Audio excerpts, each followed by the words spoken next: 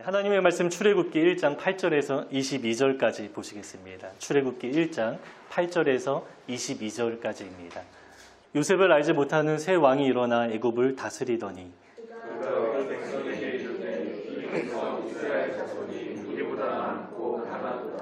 자, 우리가 그들에게 대하여 지혜롭게 하자.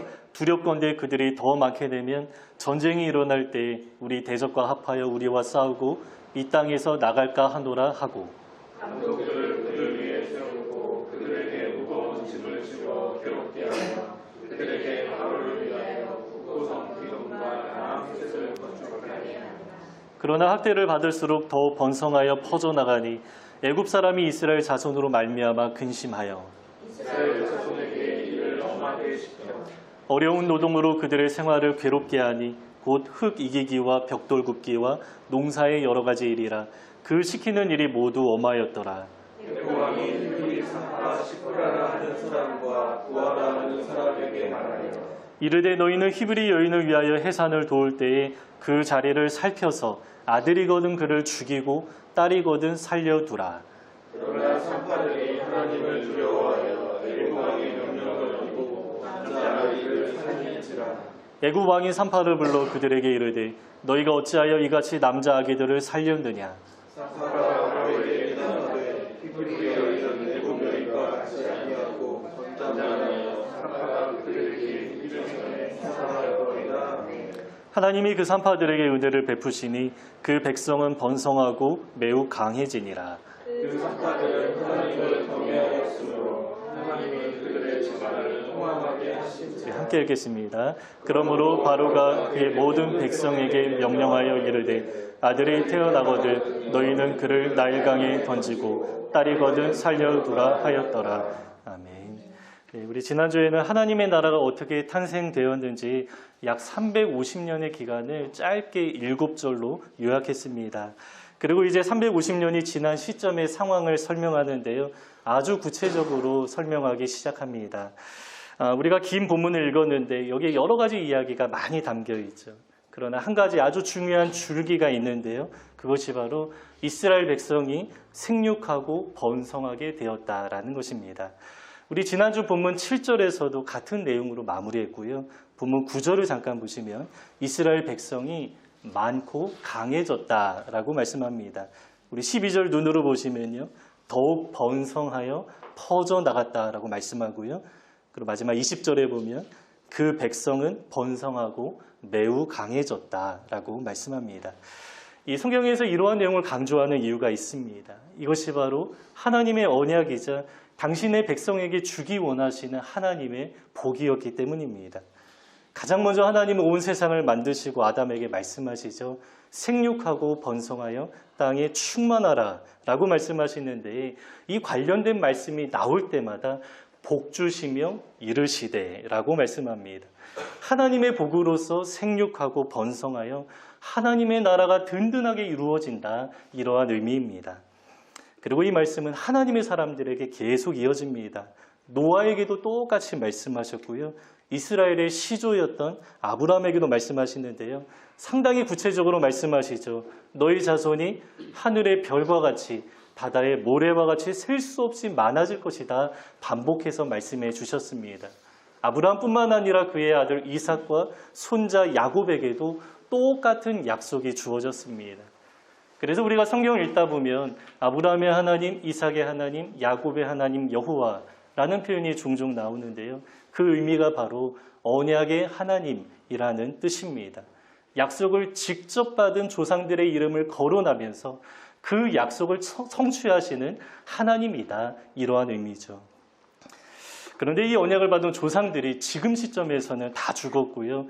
오늘 본문의 시점에서 요셉마저 죽었고 요셉을 알지 못하는 새 왕이 일어났다라고 말씀합니다.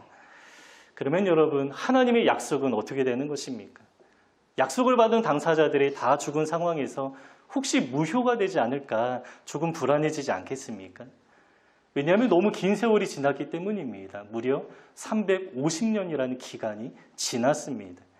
이게 얼마나 오래된 시간이냐 하면 지금으로부터 350년은요. 1670년이고요. 조선시대 딱 중간입니다. 여러분, 조선시대에 주어진 약속이 지금까지 이어질 수 있겠습니까? 아무리 우리 직계조상이 분명하다 하더라도 그때 조상들이 받은 약속을 지금 우리가 누군가에게 요구할 수 있겠습니까? 어떤 법적 문서가 있더라도 아마 유효하지 않을 것입니다. 그런데 하나님은 이스라엘 백성에게 문서로 약속하신 것도 아니었고요. 그냥 조상들에게 말씀만으로 약속하셨습니다. 그런데 오늘 본문이 말씀하는 것이 무엇입니까? 350년이라는 긴 세월이 지났고 약속을 받은 당사자들도 다 죽은 상황이지만 그럼에도 하나님의 약속은 신실하게 이루어지고 있다라는 것입니다. 여기까지 말하면 우리 마음 가운데 좀 기대가 생기죠. 왜냐하면 하나님의 언약이 성취된다라고 할 때 좋은 분위기 속에서 모든 상황이 잘 열리는 듯한 그러한 느낌을 기대하기 때문입니다. 그래서 우리는 소위 하나님이 우리 삶에 역사하신다라고 할 때 많은 사람이 연상하는 모습이 있습니다. 앞길에 장애가 없고 근심이나 걱정도 없이 그냥 평탄하고 넓은 길을 걸어가는 모습을 연상하는 것입니다. 그런데 오늘 본문을 보니까 그 분위기가 조금 이상하죠. 본문 곳곳에서 하나님이 복을 주신 결과 생육하고 번성하고 강해졌다라고 말씀하긴 하는데요. 이상하게 주변 상황을 보면 점점 안 좋아집니다. 당시에 최강대국이었던 이집트가 그 무시무시한 국가 권력을 가지고 이스라엘 백성을 괴롭히는 것입니다.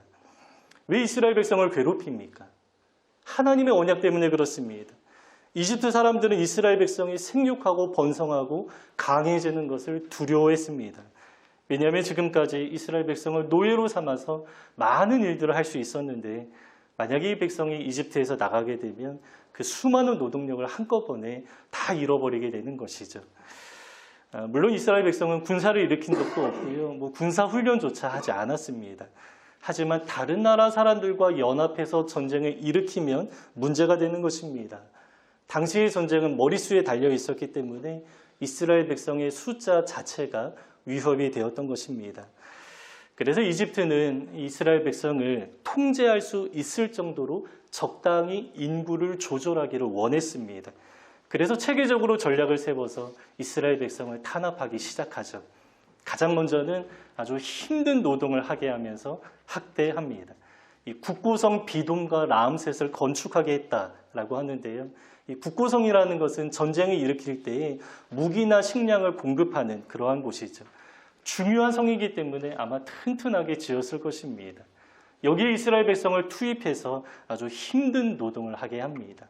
모든 진을 다 빼게 하는 것입니다. 이렇게 하면 인구가 줄어들 것이라고 아마 생각했던 것 같습니다.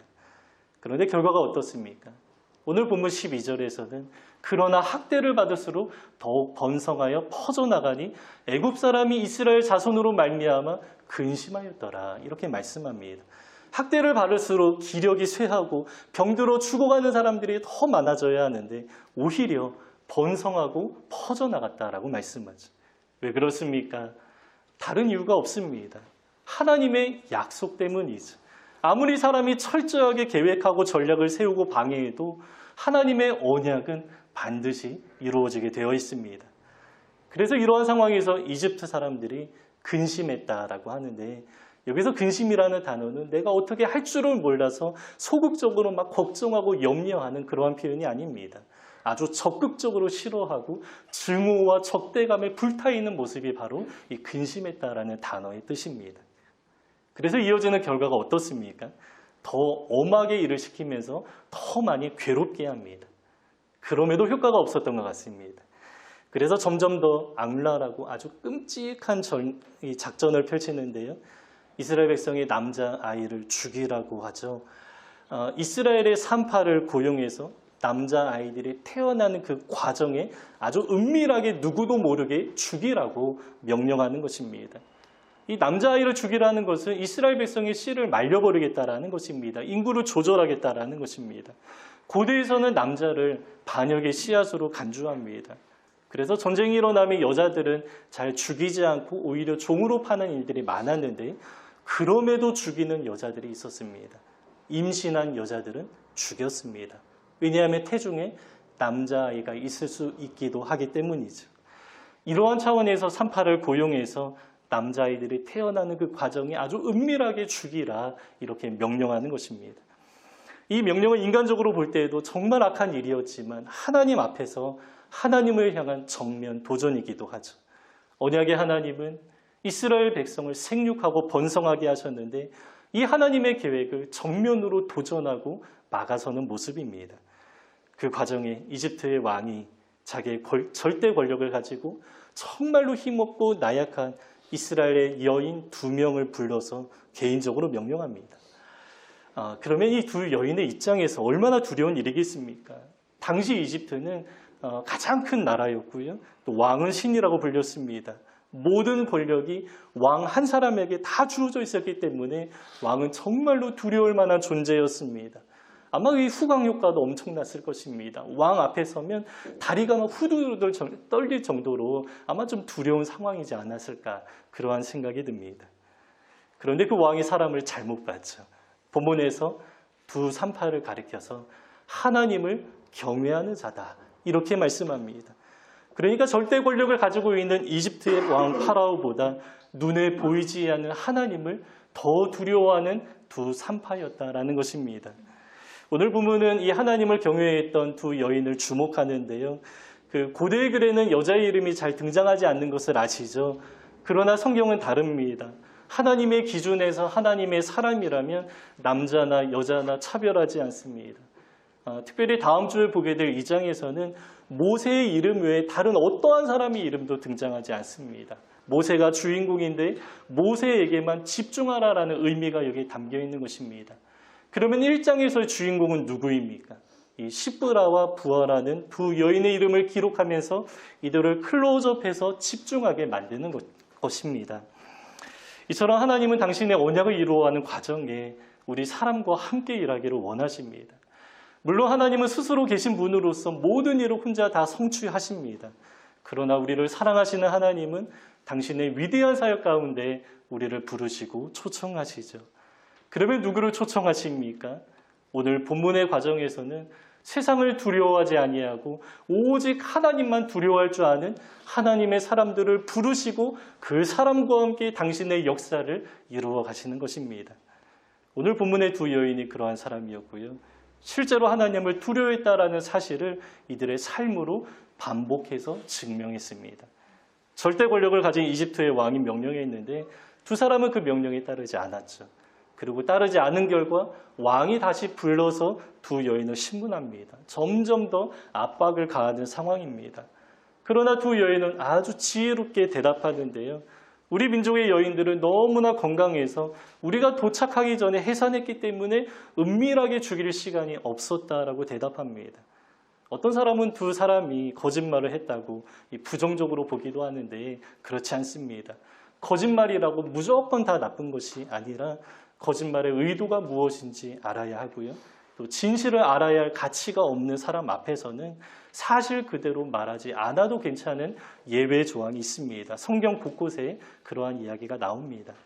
그래서 오늘 본문에서는 두 여인을 부정적으로 그리는 부정적인 뉘앙스가 전혀 없습니다. 아주 긍정적으로 그리고 아주 지혜롭게 행했다라는 식으로 말씀합니다. 하나님을 경외한 사람으로서 지혜롭게 행한 두 여인의 모습을 부각하는 것입니다. 사도행전에 보면요, 예수님의 제자들도 아주 비슷한 상황에 놓여 있었죠. 복음이 퍼져 나가는데요, 마치 오늘 본문에서 생육하고 번성하는 것처럼 그 속도가 제어하기 어려울 정도로 온 도시에 복음이 다 퍼져 나갔습니다. 그래서 유대인들은 예수님의 제자를 잡아서 복음을 전하지 말라고 아주 엄하게 경고합니다. 그런데 그때 베드로가 대답하죠. 하나님 앞에서 당신의 말을 듣는 것이 하나님의 말씀 듣는 것보다 옳은가? 너희 스스로 한번 생각해보라, 판단하라. 이렇게 아주 당돌하게 대답하는데 하나님만을 두려워했기 때문에 세상 권력자들 앞에서 당당할 수 있었습니다. 그리고 또다시 복음을 전하다가 다시 잡혔는데 이번에도 똑같이 대답합니다. 사람보다 하나님께 순종하는 것이 마땅하니라. 이들은 하나님을 경외하는 사람이었는데요. 그 증거가 무엇입니까? 세상을 두려워하지 않은 것입니다. 나에게 직접 해를 가할 수 있는 권력을 가진 사람들 앞에서도 아주 담대하게 행동하는 이들의 모습이었습니다. 오늘 두 산파가 바로 비슷한 사람들이죠. 하나님을 경외하니까 그 경외한 증거가 어떻게 나타납니까? 당시의 최고 권력자였던 바로 앞에서 두려워하지 않습니다. 이러한 모습을 보면요, 이 하나님을 경외하는 사람들의 모습이 마치 그 잡초와 같다, 이러한 생각을 하게 됩니다. 세상은 계속 짓밟으려고 합니다. 그러나 잡초는 아무리 밟혀도 잘 죽지 않는다라고 하죠. 그 튼튼한 섬유질 조직 때문에 한번 밟히는 곳으로는 잘 꺾이지 않는다라고 합니다. 그리고 꺾이더라도 곳곳에 생장점이 많이 있어서 상한 부분이 있어도 다른 지점에서 세포를 분열하고 또 새롭게 성장한다라고 합니다. 여러분, 우리가 바로 이러한 사람들입니다. 잠언 24장에서는 의인은 7번 넘어져도 다시 일어난다 말씀합니다. 시편 37편에서는 그는 넘어지나 아주 엎드러지지 않는다라고 합니다. 여러분, 그 이유가 무엇입니까? 하나님의 사람들은 하나님이 주시는 힘과 능력으로 이 세상에서 아주 끈질긴 생명력을 가지고 살아가기 때문입니다. 성경에 하나님의 약속을 받고 살아가는 사람들의 모습이 다 비슷하죠. 하나님이 복을 주신 결과 그냥 막 안락하고 평안하게 풍요롭게만 살아가지 않습니다. 물론 하나님이 복을 주신 결과 수많은 불을 누렸던 하나님의 사람들이 몇몇 있지만 이들의 삶을 가만히 들여다보면 고난을 빼놓고는 설명할 수 없는 이들의 모습이었습니다. 아브라함이 엄청난 부자였죠. 평탄하게 살아갔을 것이라고 우리가 쉽게 생각할 수 있지만 그의 삶은 완전히 야생이었습니다. 성을 쌓지 않았고요. 믿음으로 장막을 치며 살아갔기 때문에 위험한 상황에 들짐승이나 전쟁이나 이런 모든 상황 가운데 늘 노출되어서 살아갔습니다. 욥의 삶은 어떻습니까? 그도 부자였다라고 하지만 그냥 평탄하게만 살아가지 않았죠. 그의 삶에 이해할 수 없는 고난이 있었고요. 친구라고 하는 사람들이 병들어 지쳐있는 욥의 마음과 정신까지 완전히 다 짓눌러 버리려고 합니다. 여러분, 다윗은 어떻습니까?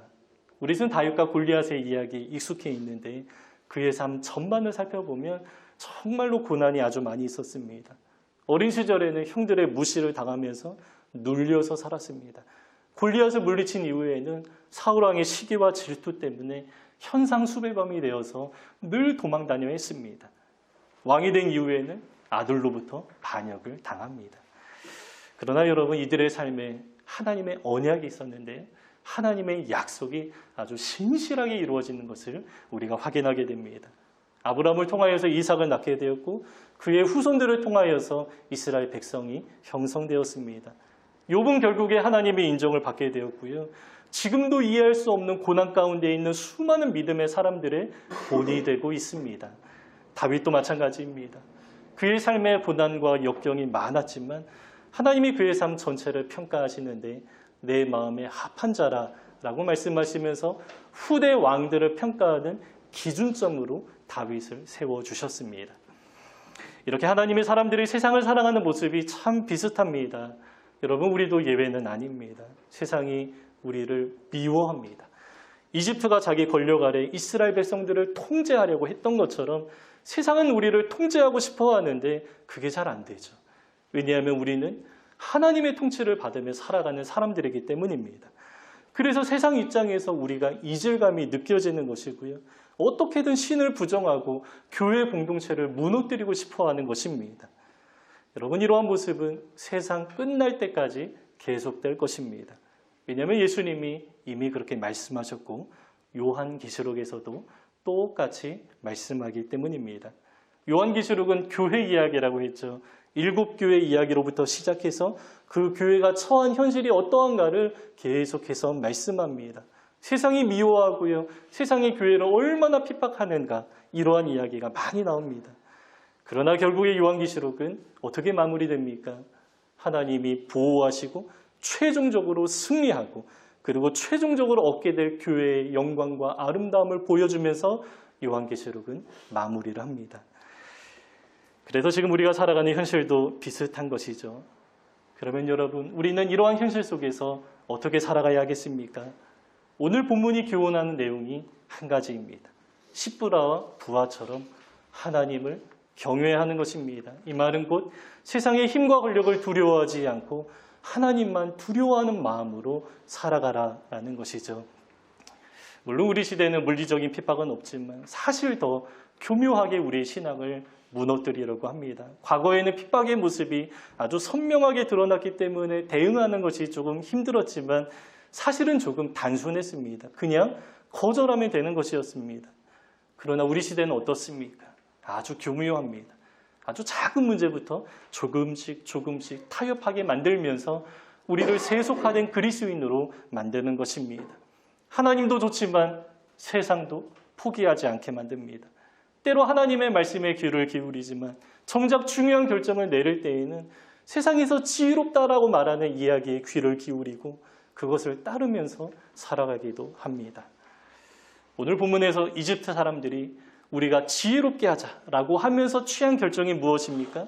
그것이 바로 이스라엘 백성을 학대하는 것이었습니다. 여러분, 이러한 것이 바로 세상에서 말하는 지혜입니다. 그러나 여러분, 진짜 지혜가 어디에 나타납니까?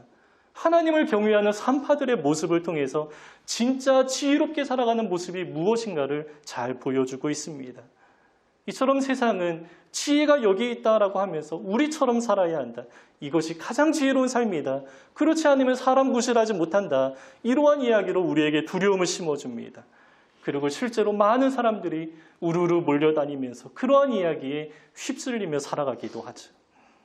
그러나 우리는 하나님을 경외하는 것만이 지혜입니다. 이렇게 고백하며 살아가는 사람들이죠. 하나님을 경외하는 삶이 가장 지혜로운 삶이라고 믿고 행동하는 것입니다. 우리가 살아가면서 여러 가지 선택을 많이 하게 되는데요. 우리 삶의 크고 작은 모든 선택이 세상에서 말하는 지혜가 아니라 하나님을 두려워하는 마음으로부터 나와야 한다는 것입니다.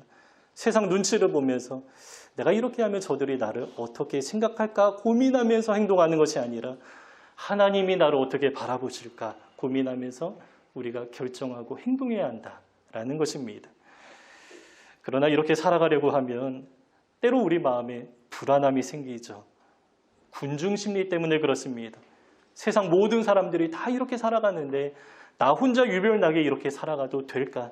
세상과 다른 길을 걸으면서 세상과 다르게 살아가는 것이 조금 불안하게 느껴지기도 하는 것입니다.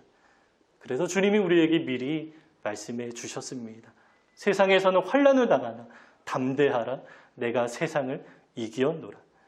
비록 우리가 세상에서 어려움을 당하지만 세상을 이기신 예수님이 우리와 함께 하십니다. 잠깐 어느 기간에만 함께 하시는 것이 아니라 세상 끝날까지 함께 하겠다. 세상을 살아가는 모든 날 동안에 내가 너희와 함께 하겠다 약속하셨습니다. 그래서 우리가 이 약속을 받고 믿으면서 이 세상에서 어떻게 살아갑니까? 당당하게 살아가는 것이죠. 그뿐만이 아닙니다. 주님은 우리를 홀로 두지 않으시고 하나님의 나라 공동체를 허락하셨습니다. 이집트라는 세속 국가에서 그 세상과 전혀 다른 이스라엘 나라를 세우셨던 것처럼 이 어두운 세상 가운데 예수님은 하나님의 나라를 세우셨는데 그 나라가 바로 교회를 통해서 나타나는 것이죠. 예수님은 내가 내 교회를 세우겠다라고 말씀하시면서 음부의 권세가 이기지 못한다. 세상이 이길 수 없다라고 말씀하셨습니다. 세상을 이기신 예수님이 세우신 교회입니다. 그래서 세상이 통제하지 못하고요. 오직 하나님만이 사랑과 진리로 통치하는 곳이 바로 교회, 이곳 하나님의 나라입니다.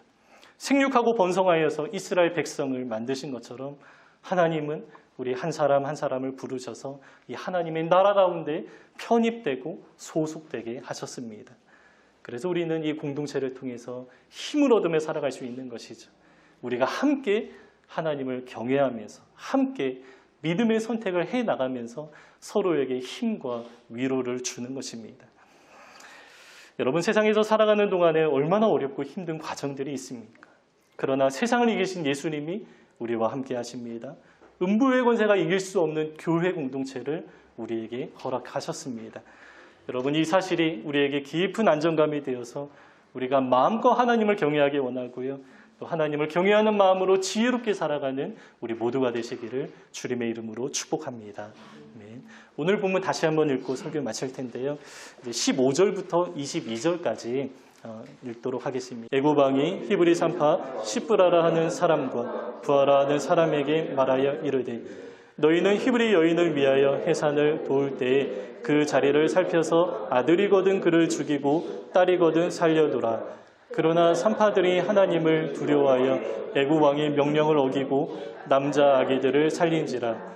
애굽 왕이 산파를 불러 그들에게 이르되 너희가 어찌하여 이같이 남자 아기들 산파가 바로에게 대답하되 히브리 여인은 애굽 여인과 같지 아니하고 건장하여 산파가 그들에게 이르기 전에 해산하였더이다 하매 하나님이 그 산파들에게 은혜를 베푸시니 그 백성은 번성하고 매우 강해지니라. 그 산파들은 하나님을 경외하였으므로 하나님이 그들의 집안을 흥왕하게 하신지라. 그러므로 바로가 그의 모든 백성에게 명령하여 이르되 아들이 태어나거든 너희는 그를 나일강에 던지고 딸이거든 살려두라 하였더라. 아멘.